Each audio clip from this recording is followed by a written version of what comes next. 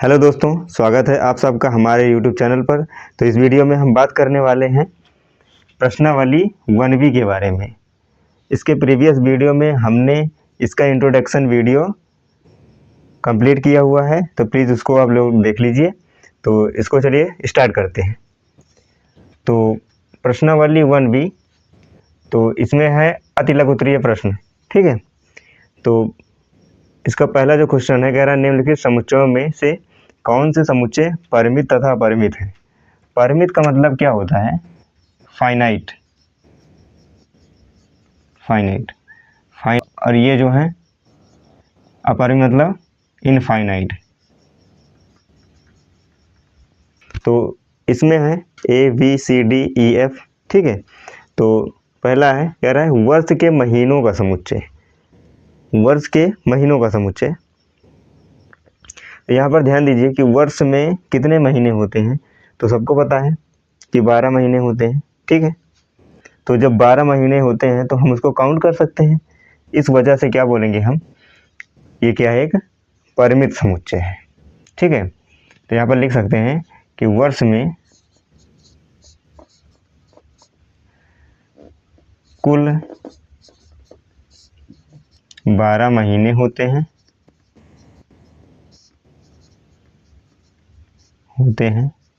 अतः यह एक परिमित समुच्चय है।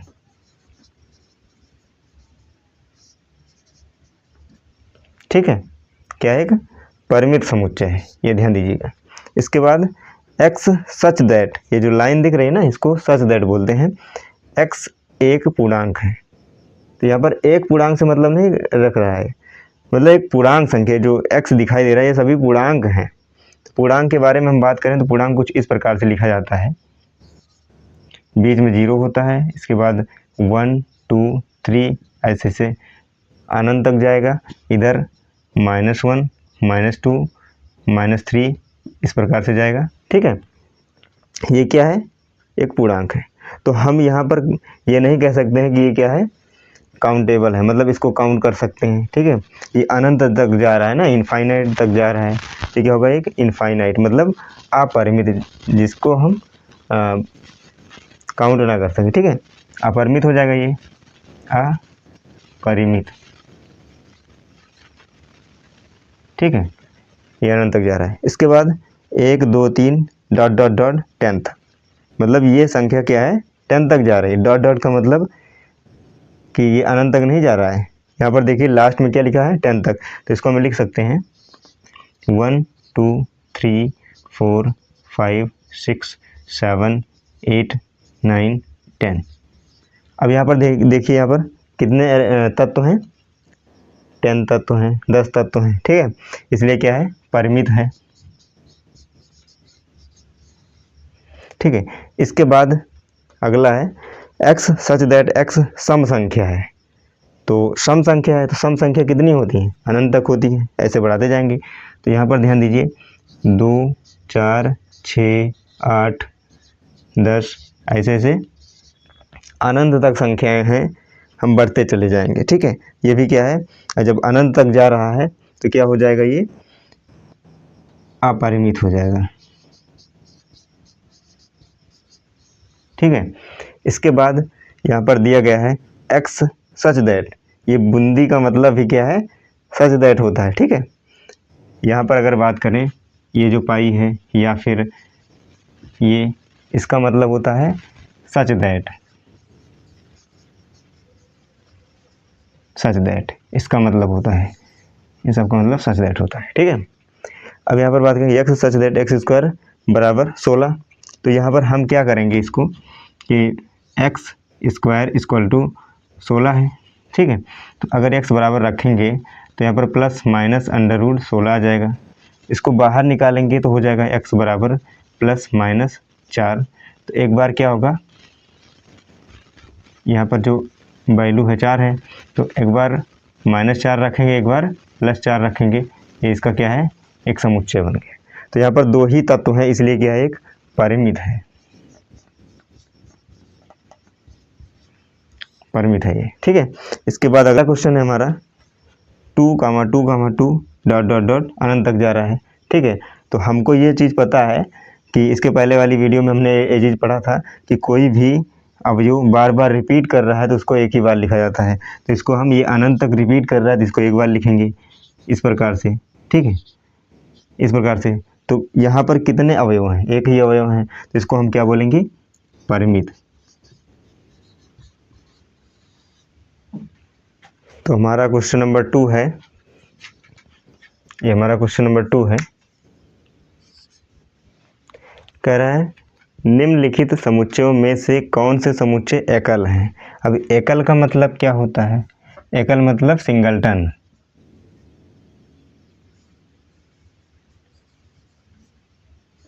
सिंगलटन मतलब ये होता है कि एक ही एलिमेंट होने चाहिए, एक ही अवयव या एक ही तत्व होने चाहिए। तो हमें यहाँ से देख लीजिए पहला जो क्वेश्चन है, तो यहाँ पर समुच्चय है, ठीक है, और समुच्चय में एक ही अवयव है, ठीक है। जब एक अवयव है तो ये क्या हो जाएगा? एकल, ये एकल है, ठीक है। इसके बाद x सच दैट, सेकंड वाला है x सच दैट x एक अभाज्य संख्या है। तो बात कर लेते हैं अभाज्य संख्या के बारे में। तो अभाज्य संख्या कोई एक ही अभाज्य संख्या नहीं होती है, अनंत तक होती है। जैसे कि 4 हो गया, 6 हो गया, 8 हो गया, ठीक है, 9 हो गया, 10 हो गया, ये सब क्या है? अभाज्य संख्या है। तो यहाँ पर ध्यान दीजिए कई ऐसे अवयव आ रहे हैं, ठीक है, जो अभाज्य संख्या में आते हैं, ठीक है। इसके बाद क्या करेंगे? जब कई ऐसे अवयव आ रहे हैं तो इसको एकल तो बोल नहीं सकते हैं, ठीक है, तो इसको हम बोलेंगे एकल नहीं है, ठीक है, एकल नहीं है। रीजन हमने दे दिया कि इसमें कोई एक अवयव नहीं आ रहा है, इसमें बहुत सारे अवयव आ रहे हैं। इसके बाद थर्ड वाला है सी, यहाँ पर फाई। एक सेट के अंदर क्या है? एक फाई है। फाई क्या है? एक अवयव है। अब यहाँ पर ध्यान दीजिए फाई का मतलब होता है खाली। जैसे इसको हम लिख सकते हैं, इसके बराबर लिखते हैं इसको, ठीक है। लेकिन यहाँ पर जो फाई है एक तत्व के बारे में बता रहा है, मतलब एक तत्व है। तो हम यहाँ पर कम से कम एक तो तत्व है, वो कि फाई है, एक तत्व है जो कि वो फाई है। तो हम इसको क्या बोलेंगे कि ये क्या है? एक एकल समुच्चय है, एकल समुच्चय है, क्योंकि यहाँ पर देखिए सेट के अंदर एक अवयव है, ठीक है। इसके बाद बोल रहा है x such that x less than 9, मतलब x की जो वैल्यू है 9 से छोटी है और x ग्रेटर देन 7, मतलब 7 से बड़ी है, धन पूर्णांक संख्या है, ठीक है। तो हम यहाँ पर इसको ऐसे लिख सकते हैं कि x की जो वैल्यू है ये किससे बड़ी है? 7 से बड़ी है और 9 से छोटी है। तो इसके बीच में कौन सी संख्या आती है? तो इसके बीच में संख्या 8 आती है, केवल 8 आएगी और कोई संख्या नहीं आएगी। वो भी धन पूर्णांक के बारे में बात कर रहे हैं। पूर्णांक में यहाँ पर पॉइंट में तो आएगा नहीं। पूर्णांक में क्या होता है? वैल्यू होती है 1 2 3 4 5 -1 -2 -3 -4, ऐसे अनंत तक जाएगा, ठीक है। इसमें 8 आ रहा है, तो इसका मतलब जो एक अवयव आ रहा है तो ये क्या होगा? एकल होगा, एकल होगा। इसके बाद ई वाले में देखते हैं। इसमें देखने पर भी पता चल रहा है कि इसमें 2 अवयव हैं, इसको भी लिख सकते हैं एकल नहीं है, एकल नहीं। इसके बाद यहाँ पर ध्यान दीजिए, इसको पहले हमने सॉल्व किया था, ठीक है, इसके पहले वाले क्वेश्चन में। तो इसका आया था -4, यहाँ पर ध्यान दीजिए 2 अवयव आ रहे हैं, इसलिए क्या है यहाँ, क्या होगा? ये एकल नहीं है।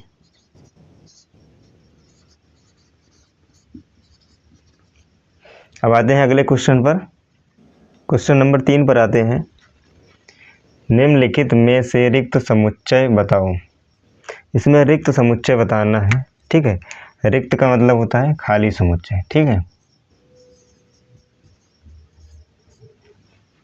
तो खाली समुच्चय के बारे में हम ये जानते हैं कि कोई ऐसा समुच्चय हो जिसमें कोई भी अवयव ना हो, ठीक है। तो यहाँ पर पहला है x such that x square बराबर 9 और कह रहा है एक्स सम संख्या है। ठीक है, तो चलिए इसको सॉल्व करते हैं। एक्स स्क्वायर बराबर 9। ठीक है, अगर यहाँ पर हम एक्स के बारे में बात करें तो एक्स बराबर हो जाएगा +-3। ठीक है, अब यहाँ पर देखते हैं, इसका एक समुच्चय बनाते हैं, -3, हो जाएगा क्योंकि ये प्लस माइनस में है। ठीक है, तो एक बार प्लस में आएगा, एक बार माइनस में आएगा। तो कह रहा है एक सम संख्या है, तो यहाँ पर देखिए ये सम संख्या है, नहीं है। तो जब सम संख्या नहीं है तो इसको बोलेंगे रिक्त समुच्चय। मतलब एक सम संख्या है तो सम संख्या नहीं है, तो इसमें हम क्या भर सकते हैं, कुछ नहीं है, तो इसको हम 0 से प्रदर्शित करेंगे। तो इसको इस प्रकार से हम दर्शा सकते हैं। ठीक है, ये कही वाली जो बात है, कही गई जो बात है, तो इसको हम बोलेंगे रिक्त समुच्चय, रिक्त समुच्चय। ठीक है, इसके बाद अगला है x such that x square equal to 4। X विषम संख्या है। ठीक है, तो इसी प्रकार इसको भी सॉल्व करते हैं। एक्स स्क्वायर बराबर 4, तो यहाँ पर आएगा एक्स बराबर +-2, तो इसको हम लिख सकते हैं -2, यहाँ पर भी ध्यान दीजिए, यहाँ पर कह रहा है विषम संख्या, जो कि ये सम संख्या है। इसी प्रकार इसमें भी बोला गया था कि सम संख्या, लेकिन यहाँ पर विषम संख्या थी, उल्टा बोल रहा है। ठीक है, तो यहाँ पर विषम संख्या नहीं है, तो इसको भी लिखेंगे रिक्त समुच्चय।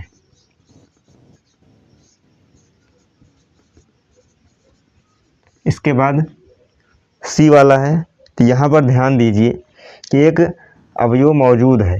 ठीक है, एक अवयव मौजूद है जो कि 0 है, तो इसको हम रिक्त तो बोल नहीं सकते क्योंकि यहाँ पर ऑलरेडी एक अवयव मौजूद है, इसको बोलेंगे आरिक्त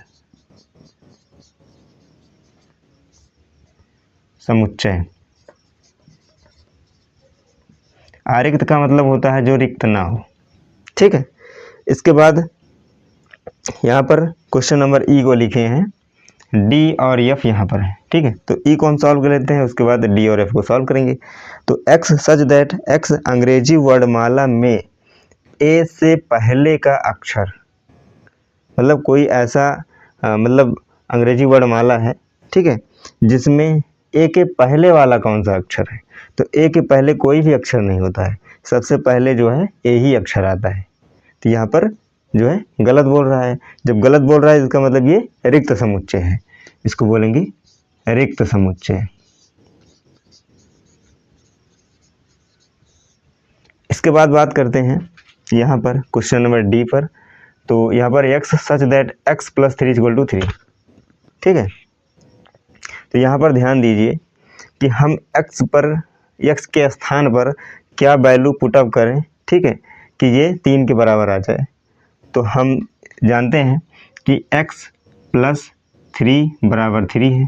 ठीक है, अगर यहाँ पर हम 0 पुट कर दें, 0 + 3 = 3, तो यहाँ पर कुछ तो ऐसा अवयव आ रहा है जिसको पुट करने के बाद बराबर हो जा रहा है।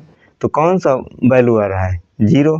तो 0 आ रहा है, तो मतलब एक तो आ रहा है ना, इसको हम लिख सकते हैं 0 इस प्रकार से। तो 0 क्या है, एक अवयव है।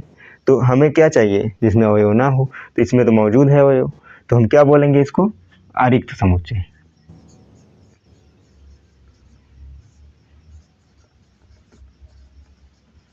आरिक्त समुच्चय बोलेंगे। ठीक है, इसके बाद एफ पर आते हैं। तो यहाँ पर देखिए एक समुच्चय है जिसमें एक अवयव है जो कि 5 है, ये खाली नहीं है। ठीक है, इसलिए हम इसको क्या बोलेंगे, आरिक्त समुच्चय।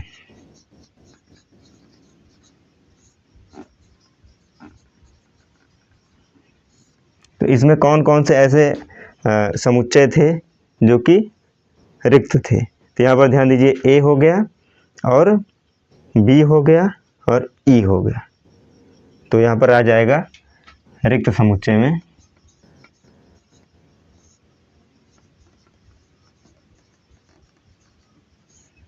कौन कौन से आ जाएंगे, ए हो जाएगा, बी हो जाएगा, और ये ए हो गया, बी हो गया और ई हो जाएगा। तो इसका आंसर ये हो गया। इसके बाद अगले क्वेश्चन पर आते हैं। क्वेश्चन नंबर 4 है, कह रहा है क्या निम्नलिखित समुच्चय समान है। समान के लिए कंडीशंस होती हैं। समान के लिए क्या होना चाहिए कि समुच्चय ए और समुच्चय बी में जो अवयव हैं वो सेम अवयव होने चाहिए और जितने अवयव ए में हैं उतने अवयव बी में होने चाहिए। जैसे अवयव ए में 3 अवयव हैं, उसी प्रकार अवयव बी में 3 अवयव होना चाहिए और वही अवयव इसमें भी होना चाहिए, वही अवयव इसमें होना चाहिए। ठीक है, तो देखते हैं समुच्चय क्या है, समान देखना है हमको। तो यहाँ पर ध्यान दीजिए 3, 2 है समुच्चय में, यहाँ पर 3 है 2 है, बार बार रिपीट कर रहा है, तो हम इसको लिख सकते हैं, यहाँ तो लिखा ही हुआ है तो यहाँ पर लिख सकते हैं इसको हम 3, 2, क्योंकि ये बार बार रिपीट कर रहा है। ठीक है, तो इसको हम ऐसे लिख सकते हैं, इस प्रकार के से यहाँ पर गुणनखंड के रूप में दिया गया है। तो एक समीकरण है उसको हम गुणनखंड के रूप में बनाएंगे। तो अगर हम देखें इसको 3 दूनी 6 और 3 2 5 होता है। तो यहाँ पर ध्यान दीजिए इसको हम लिख सकते हैं x-2 और x-3। अगर इसको सॉल्व करेंगे तो ये आएगा 2, 3 ऐसे आएगा। तो यहाँ पर ध्यान दीजिए आगे पीछे लिखा है तो कोई दिक्कत नहीं है, तो ये भी है, ये भी है, ये भी है, ये देखिए समान लग रहा है, 2 3 है, 2 3 है, 2 3 है, आगे पीछे है, उससे कोई दिक्कत नहीं है। तो इसको हम क्या बोलेंगे, समान है, समान। इसके बाद 2 6 7 है और 7 2 6, तो वही एलिमेंट इसमें है, वही एलिमेंट इसमें है, ये भी क्या है, समान है। इसके बाद यहाँ पर ध्यान दीजिए सी वाला है ए बी सी, तो यहाँ पर देखिए ए बी सी फिर से ए आ गया, इसको हम लिख सकते हैं ए बी सी इस रूप में। इसके बाद यहाँ पर देखिए ए सी बी ए बी, तो यहाँ पर बी रिपीट कर रहा है और ए रिपीट कर रहा है, इसको हम लिख सकते हैं ए बी सी इस प्रकार से। यहाँ पर ध्यान दीजिए ए सी बी ई आ गया है, तो यहाँ पर देखिए ई कहीं पर है नहीं है, लेकिन यहाँ पर ई आ गया है, इसलिए इसको बोलेंगे असमान। ठीक है, क्योंकि यहाँ पर ई आ गया है और ई और किसी में नहीं है। ठीक है, इसके बाद डी वाला देखते हैं, एक्स सच दैट, एक्स शब्द फॉलो का अक्षर है, तो फॉलो को हम लिख सकते हैं इस प्रकार से एफ का। यहाँ पर ध्यान दीजिए यहाँ पर ओ है, ठीक है, यहाँ पर ओ है, यहाँ पर क्या होगा, ओ है, फॉलो ना, FOLLOW, यहाँ पर ए नहीं होगा। ठीक है, तो यहाँ पर इसको हम इसी प्रकार से लिख सकते हैं FLOW, फॉलो हो गया। ठीक है, और यहाँ पर WOLF हो गया, इसको लिखेंगे WOLF। इसमें भी 4 हैं, इसमें भी 4 हैं, लेकिन देख लीजिए यहाँ पर W है, W है, O है, O है, F है, F है, L है, L है। ठीक है, इसके बाद एक्स सच दैट, एक्स शब्द फ्लो का अक्षर है, इसको लिखेंगे FLOW। ठीक है, और यहाँ पर लिखा हुआ है FLOW, ये भी इसी प्रकार से है FLOW। ध्यान से देखिए ये सभी समान हैं और एक ही मतलब ये जितने एलिमेंट इसमें हैं वही सब में मिल रहे हैं। ठीक है, जब मिल रहे हैं तो इसको क्या बोलेंगे, समान। इसके बाद आते हैं, इसका 5वां पार्ट है, यदि a बराबर x सच दैट x 1 3 5 5 3 का अंक है। ठीक है, और b वाला है x सच दैट x संख्या 3 5 1 का अंक है, तो a बराबर b है, यही सिद्ध करना है। तो यहाँ पर ध्यान दीजिए इसको हम लिख सकते हैं, जो चीज़ रिपीट कर रही है एक बार लिखेंगे, 1 हो गया, उसके बाद 3 हो गया, इसके बाद 5 हो गया, इसको इस प्रकार से लिख सकते हैं a बराबर इतना। ठीक है, इसके बाद b बराबर हम देखते हैं यहाँ पर, तो b बराबर यहाँ पर दिया हुआ है 3, 5, 1। तो ध्यान दीजिए 1 यहाँ है, यहाँ है, 3 है, 3 है, 5 है, 5 है, तो मतलब सभी बिलोंग कर रहे हैं, तो इसको हम लिख सकते हैं a बराबर b, समान है। आते हैं अगले क्वेश्चन पर, नंबर 5 है हमारा, कह रहा है क्या निम्नलिखित में से कौन से कथन सत्य हैं और कौन से असत्य हैं। हमें कथन सत्य और असत्य बताना है। तो यहाँ पर ध्यान दीजिए ये जो साइन दिख रहा है इसको बोलते हैं बिलोंग्स टू, और ये जो साइन दिख रहा है ना इसको बोलते हैं प्रॉपर सबसेट। ठीक है, तो ये चीज़ हमेशा ध्यान रखिएगा। तो बिलोंग्स टू का मतलब होता है वही अवयव उस अवयव के अंदर है। ठीक है, यहाँ पर ध्यान दीजिए ये एक सेट है। ठीक है, मतलब समुच्चय है, एक समुच्चय दूसरे समुच्चय में बिलोंग कर रहा है। तो क्या यहाँ पर कोई ऐसा समुच्चय दिख रहा है? नहीं, तो ये क्या है? असत्य हो जाएगा। इसके बाद यहाँ पर देखिए दो, ठीक है, एक अवयव है ना कि कोई समुच्चय है। तो समुच्चय कोई अवयव कभी भी जो है प्रॉपर सबसेट नहीं होता है किसी भी सेट का। तो ये भी क्या है? असत्य हो गया। यहाँ पर अगर ये वाला साइन होता, मतलब बिलोंग्स टू का साइन होता, तो ये सत्य हो जाता। ठीक है, अगर ये वाला साइन यहाँ पर होता तब ये सत्य हो जाता, लेकिन यहाँ पर नहीं है तो इसलिए असत्य हो गया। इसके बाद यहाँ पर देखिए कि दो क्या है, इसका क्या है? प्रॉपर सबसेट है। ठीक है, प्रॉपर सबसेट है तो क्या होगा? ये सत्य हो जाएगा। इसके बाद 3,4, ठीक है, और यहाँ पर ध्यान दीजिए 3,4, यहाँ पर 4 है ही नहीं। इसको हम लिख सकते हैं 3,4, तो 3,5 हो जाएगा यहाँ पर। तो यहाँ पर मिल नहीं रहा इसलिए बोलेंगे असत्य। इसके बाद यहाँ पर बात करते हैं x belongs to x, x। ठीक है, यहाँ पर जो है एक समुच्चय है ये। तो यहाँ पर देखिए एक अवयव है और ये अवयव यहाँ पर मिल रहा है, इसलिए क्या बोलेंगे? सत्य है। इसके बाद f वाला देखते हैं। यहाँ पर देख लीजिए क्या है। हम इसके बाद इसके पहले बोले थे कि प्रॉपर सुपर सबसेट। ठीक है, प्रॉपर सुपर सबसेट। तो यहाँ पर ध्यान दीजिए ये 5 तो नहीं होगा, क्योंकि इसमें देखिए 2 भी मिल रहा है और इसमें 2 है नहीं। ठीक है, अगर यही चीज़ 2,5 वाला जो सेट है यहाँ होता और ये वाला यहाँ होता तो ये सत्य हो जाता था, इसलिए यहाँ पर नहीं है तो असत्य बोलेंगे। इसके बाद 2,3 है, यहाँ पर सबसेट 3,2 है। मिल तो रहा है लेकिन सबसेट, ये जो प्रॉपर सबसेट है ये प्रॉपर सबसेट है। ठीक है, यहाँ पर देख लीजिए प्रॉपर सबसेट है। तो प्रॉपर सबसेट की जो कंडीशन थी कि ये बराबर कभी नहीं होगा। ठीक है, जो कि यहाँ पर बराबर दिखा रहा है, इसलिए क्या होगा? ये असत्य हो जाएगा। ठीक है, इसके बाद आते हैं 6 पर, क्वेश्चन नंबर 6 पर। समुच्चय 1, 2, 3 के सभी उपसमुच्चयों को लिखिए। पहले नंबर तो एक फार्मूला होता है, इसको पहले देखते हैं।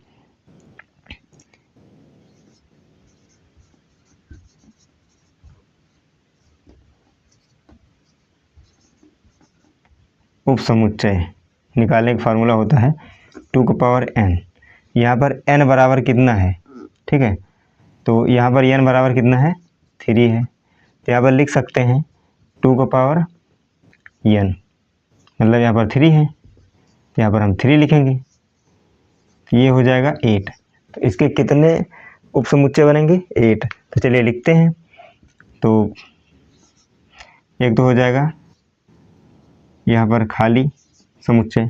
ठीक है, इसके बाद हो जाएगा ये 1 के साथ हो जाएगा, 2 के साथ हो जाएगा, 3 के साथ हो जाएगा। इसके बाद 1, 2 पे हो जाएगा 1, 2। इसके बाद 2, 3 हो जाएगा, 2, 3 हो जाएगा। इसके बाद 1, 3 हो जाएगा, 1, 3 हो जाएगा। कितना हुआ? 1, 2, 3, 4, 5, 6, 7। अब इसके बाद हो जाएगा 1, 2, 3। ठीक है, बस यही इसका आंसर है। तो उम्मीद करता हूँ दोस्तों कि यह वीडियो आप लोगों को पसंद आई होगी। अगर ऐसा है तो प्लीज़ वीडियो को लाइक करिए और चैनल पर नए हैं तो प्लीज़ चैनल को सब्सक्राइब कर लीजिए। तो